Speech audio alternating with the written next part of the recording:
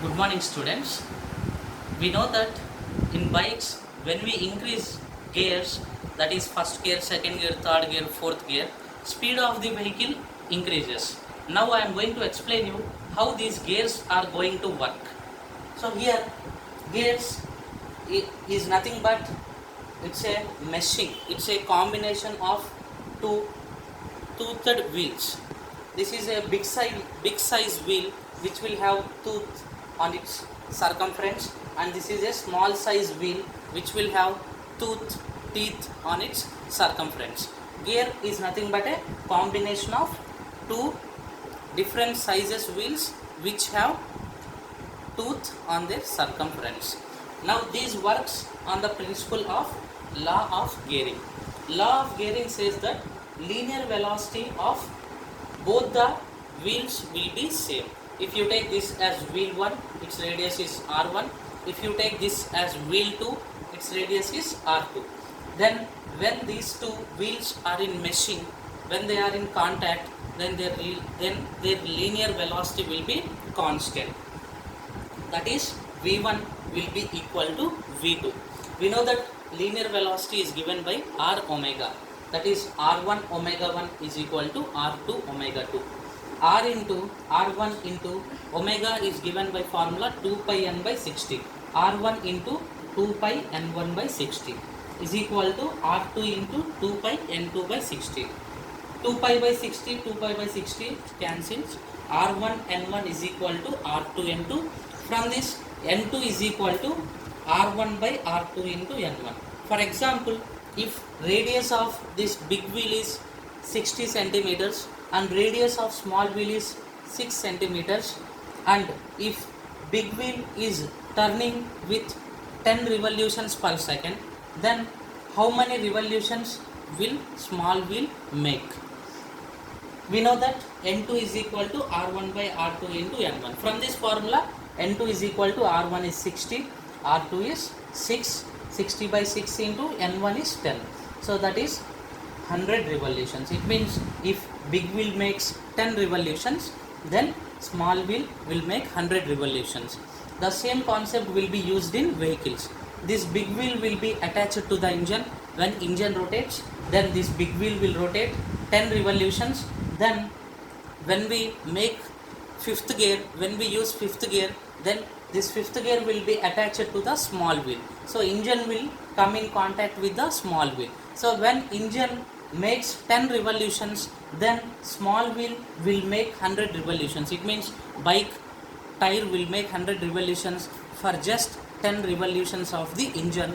Bike tire will make 100 revolutions. It means in fifth gear it will go very fast.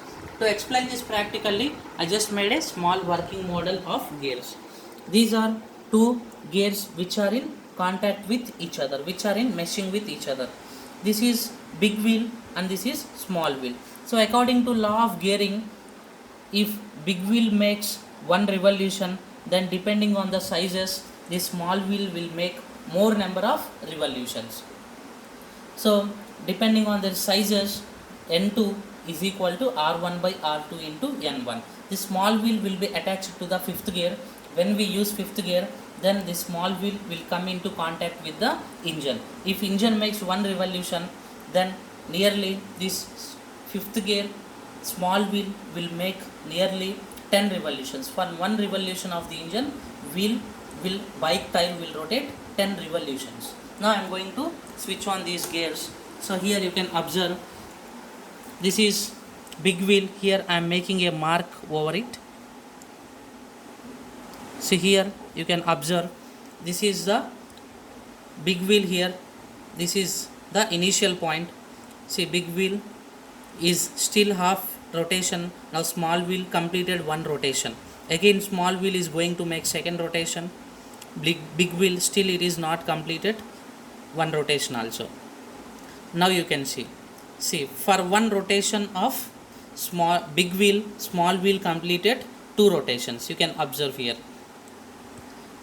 Once again you can observe,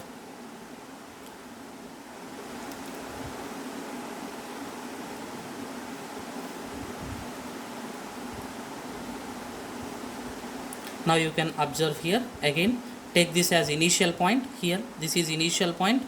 So this big wheel, this is the initial point of the big wheel, this is the initial point of small wheel. See, big wheel is going to complete half revolution, small wheel completed one revolution already. Again big wheel is completing second half, small wheel is completing second revolution.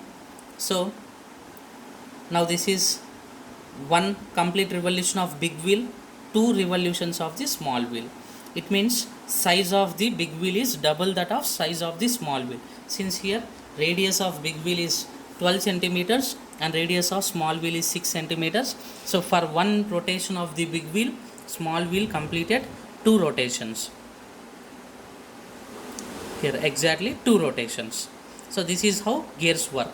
This big wheel will be attached to the engine, this small wheel will be attached to the fifth gear. When we make fifth gear, then if big wheel makes one rotation, then our bike tire will make two rotations. In this way, speed of the engine will be multiplied by using the gears. Thank you for watching the video. I hope it's clear. If you want to know still more interesting topics like this, please join my channel.